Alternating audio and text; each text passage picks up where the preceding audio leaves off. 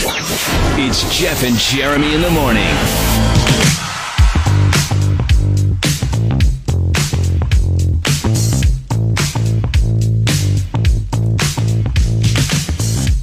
I think I gained 5 pounds yesterday. Wow. What was the spread? What did you guys have? Well, my friend's wife has chickens. And so she has eggs coming out of she's always giving out eggs to everybody. So she made some great deviled eggs. And they had bacon bits from real bacon and jalapenos that were those pickled jalapenos you get in a jar. Oh my gosh. And then I don't know what she did with the sauce. It was so good. I ate way too many of those. And it's a good thing we're not in the same room today. What else did I have? Oh, I had some pulled pork that I'd made over the summer for Labor Day that I vacuum sealed and froze, and so I found that. I'm like, yes, perfect. And those sweet Hawaiian rolls with the new Kinder's hot honey barbecue sauce, very, very good. Very, very good. So the Kinder's hot barbecue sauce takes the freezer burn off the pork? No, there was no freezer burn because it was vacuum sealed properly.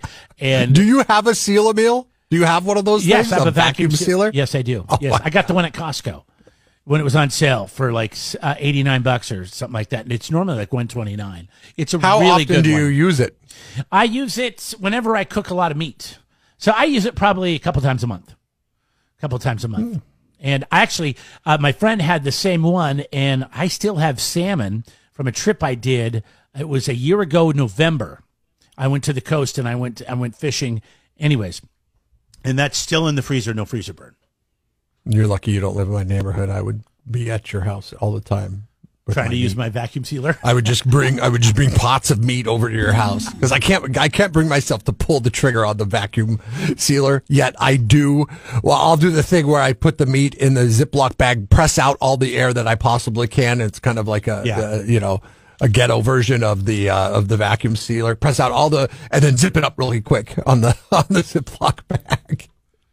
But yeah, my wife did something awesome yesterday. She said, "You know what? I know you care somewhat about the game. I'll go to the birthday party." Oh, really? So she went with my son to the birthday party.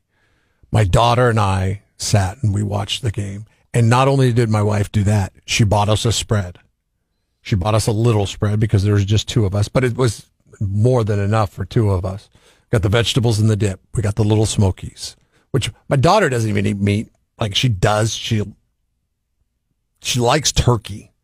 But deli turkey, that's it. That's the only meat she'll eat, that. And then sometimes she'll eat a hamburger if it's got like mayonnaise on it. But so you know what? I had little smokies, always in barbecue sauce, in the little crock pot, which is good. We had that, but we took the other crock pot and we put them in buffalo sauce. Very good, really, very good. Because the fat weird flavor inside profile. the little smoke and this little smoky breaks down that vinegary part of the buffalo sauce. It just works good together. Oh, it was actually awesome. Okay, I would think opposite on that, but that's why you got to try it, right?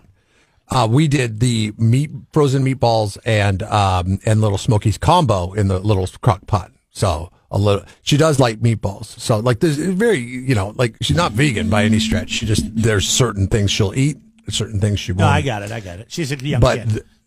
She has her traditions mixed up. She's like, "Hey, Dad, we got to go to the store and we got to get shelled peanuts." I'm like, "Why? That's more of a baseball thing." She's like, "Yeah, but it's a tradition. We did it like a few Super Bowls back. We sat there and we cracked shelled peanuts." So oh, really? The house is a mess. Shelled peanuts are the dry equivalent to the syrup jar. You must need to put a tarp down. Next time she'll get a kick out of it. Just go to the garage, get your tarp, lay it down. Like, what are you doing? We're going to eat peanuts. It is impossible not to have mess from those and things. And how fun would that be in the living room? You think you sweep it all up and you get it all up and then you look down 5 minutes later and you're like, "Oh my God, I missed all that."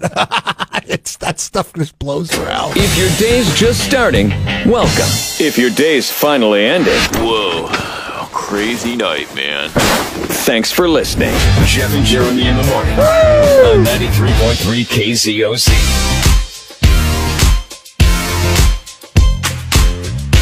So the other day, I think I might have seen like a major crime and I didn't even know it. There was a almond farm in Fresno that had 96 beehives stolen out of it. Oh, wow. You know how much 96 beehives is worth?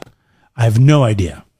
$34,000. Now, I didn't count the beehives that I saw in the back of the truck, but I thought it was a bit strange that they're transporting beehives on the back of the truck. I remember I was going northbound somewhere between Atascadero and Templeton, and I remember passing a truck thinking, that's weird. I've never seen beehives on a truck before. I would say if I was about to put my estimate there, it would be about 100 beehives on the back of this truck. And now authorities are asking for, gosh, I got to pay more attention to my story. They're offering a cash reward for information on these beehives. So I have a question. When you information, I saw it sometime between Monday and Thursday of last week. When you load between Templeton and Atascadero, will that be enough for a cash reward? When you put all these beehives on a truck and you drive 65 miles an hour down the freeway or 55 or whatever, how do the bees stay in there? They do. Like, have you ever seen a beehive being opened? I watched an episode of This Old House once, and it was how to put in your own beehive in your yard. And I guess this is something that's very popular, like in Ohio and stuff like that. But you have to have mileage in between that beehive and another beehive. Otherwise, the honey turns out bad, the bees turn out bad, and all that stuff. So you have to get a permit to do it. But these people had a permit, and they built a beehive. And it was funny because you pull out these trays, and these trays are just covered with bees, and they stay on those trays. The hive is on the tray, right? They're making their nest on the tray. But it's in a box, so it's protected. So the bees, you might lose a few bees. Yeah, they can fly in and out, but most of them are inside. Okay. Probably when they're traveling, 60 miles an hour down the freeway, they're not going to want to leave their surroundings. They're like, dude, what happened to Bill? I don't know. He went out and he never came back. Okay, I'm going to hang out in here for a while. How many times have you seen something and you're like, God, should I do something? Did I just see a crime? But I mean, obviously, I just thought they were transporting some beehives.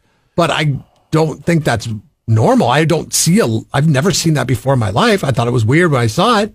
I didn't think anything of it. Right. But those beehives, 96 beehives are worth $34,000. Because of all the money, all the honey money. All the money and all the honey. All the honey money, all the money honey. Yeah, I was recently, I'm trying to remember where I was at, and I was like, boy, I should look into this, and I didn't. Oh, this was a dog. This was a totally different thing. But I saw a dog at a gas station, and he ran across the road to get there, but he had a collar on.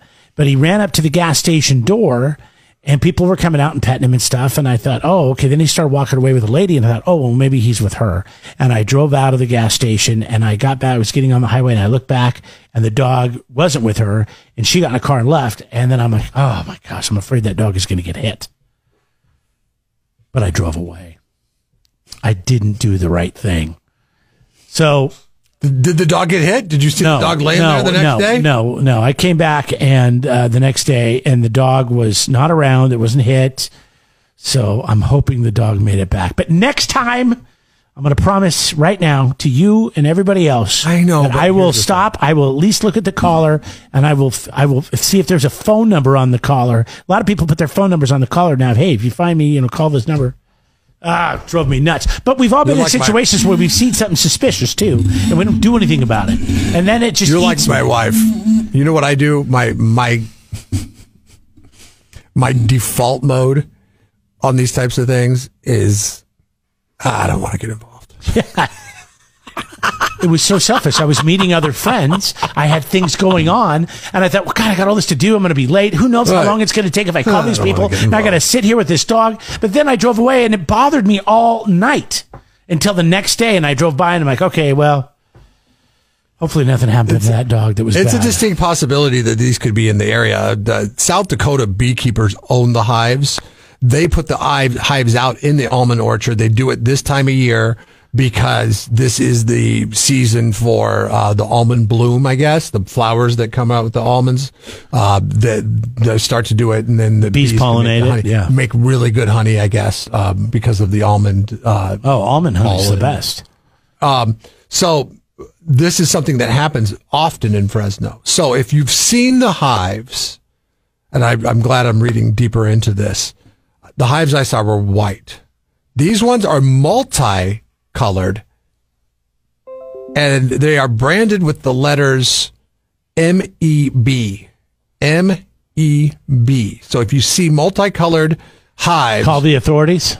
with MEB branded on them, because they could have been stolen. The Fresno County Sheriff's Department says that this is something that is very common this time of year. People go into orchards and steal the beehives. And my question is, if you're going to the orchard and stealing the beehives, I can go to the orchard and steal all the fruit and the nuts I need, man.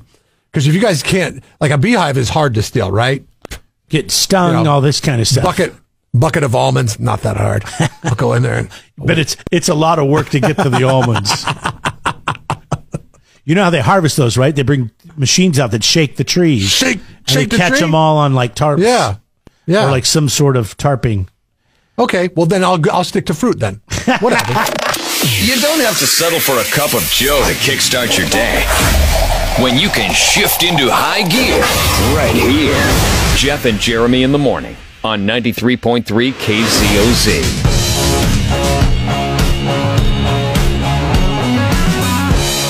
So, have you seen those guys that build like the castles out in the jungles of Indonesia? They walk around wearing just nothing but like some kind of weird shorts. Like, I say weird shorts because they look like they're made out of trees, and they build these like elaborate castles on YouTube. I forget what they're called. I've seen guys in the woods that build like tree forts and swimming pools. I saw a guy, but not castles. Last night I saw a guy build an underground log cabin, and I thought of you. I was like, that's what you and your friends would like to do. Underground log cabin.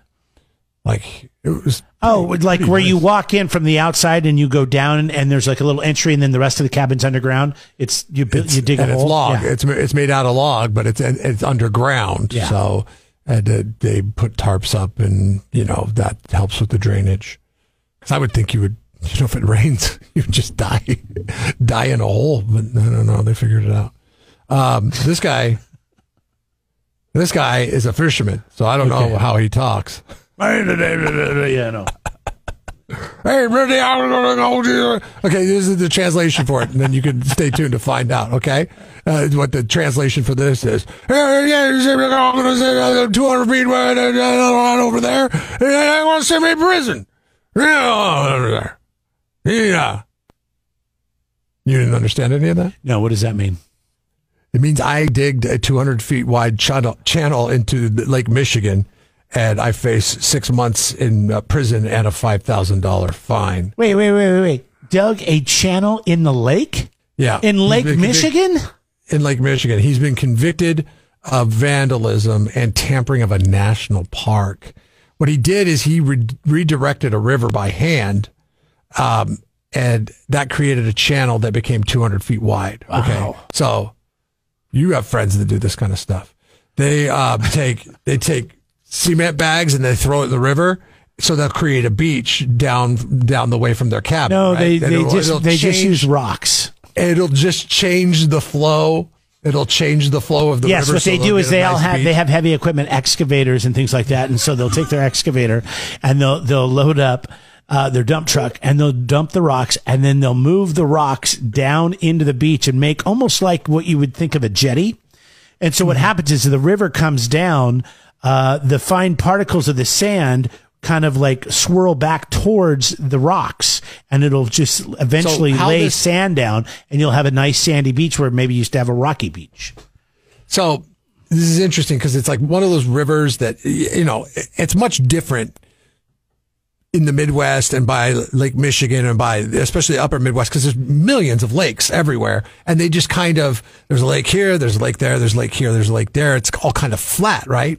So this river is not like a fast flowing river like we're used to here on the West Coast, because we have mountains and things like that. So this river used to go back behind a sandbar that was in Lake Michigan, and just kind of go around the sandbar and then peter out and like trickle into the lake. Like the sandbar, it created like almost like you see at Pismo, an inland waterway, and then then you have the ocean out there. Well, Lake Michigan in this case would be the ocean, and this little inner waterway. Well, what he decided to do to get fish traveling from Lake Michigan into this river so he could fish for them, because that's what, they like to go check out the areas of water that are moving fast, I guess. Is that true? The fish? Yes. Yeah. Okay. So he went and he cut a line from where that river was coming down and in and started to wrap around. Instead of wrapping around, he cut a line straight out to the lake across this dune. Like, he worked on it for a long time. Okay. This wasn't just like, it's almost like how you hear like of a fork in a river, like you hear the South Fork or the North Fork. It sounds like that's kind of what he was doing. Yes. So this river still kind of exists the way that it went, but it's slowly going away. And environmentalists and ecologists, they don't like that. Why? Well, because they don't want you messing with nature, number one. And number two, you need a permit. They need to get paid. But really, it's more about... No, it is. Because if my son would have went out there and did this, but granted, it would have taken him 2 months to do it. If he went out there and did this, and he had the gumption to do it, would they throw him in prison for six months? He wouldn't have been able to do it. $5,000 fine? No, and he's a minor. But, yeah, this guy... And what was the whole purpose of this? He was trying to get fish to go up into the lake? Yeah. No, so fish to go travel back and forth. So he would... Because it's 200 feet wide. Yeah. 200 feet wide, but it's only about, the channel that he dug is only about 6 feet deep, 5 feet deep. No, I don't know how deep it is, but you could tell it's a little deep. But Lake Michigan's got tides, so he would go and dig when the tides would go out, and then when they come in, that's the whole thing. So it's about 100 feet that he cut. Like lengthwise of the river, that is a new existing fork of the river. It's about 100 feet to get it to go to Lake Michigan. And it's created a 200 feet gap. And he just sits there, what's the Zach Brown song? Toes in the sand? Toes in the sand, just tossing it in, waiting for that fish to hit, pull it up on the shore, toss it in, boom, boom, hitting them all day. Not anymore, now, because the National Park Is this his property at all? I mean, even though you don't own the beach, but does he have property that butts up to this? Like he has a property line above the high water mark? It does not say. He was convicted of vandalism and tampering with a national park. Yeah, old guys, they love to do what they want to do. But now, here's the thing we kind of have to appreciate in this one, okay? He did it by hand. He didn't bring an excavator in or anything. No, he didn't dredge this or nothing. He did it by hand. He did it in plain sight. It had to take him some time to do this. It's not like he just woke up one day and goes, "Okay, I'm going to go." And they waited until he got it all done. I bet to where they shut him down. Oh yeah, jerks! Absolutely. Like you couldn't have, like if you were doing your jobs, you would have come around and said, "Hey, what are you doing there, boss?" And he would have said, "Oh, I'm going to go ahead and redirect this river." Then they would have said no. And then you don't have to worry about any hurt feelings. And you know what? Part of me says, like they say, oh, you can't mess with nature. Who's to say it's not natural for a guy to say, I want a better fishing opportunity and then dig a trench? That's nature.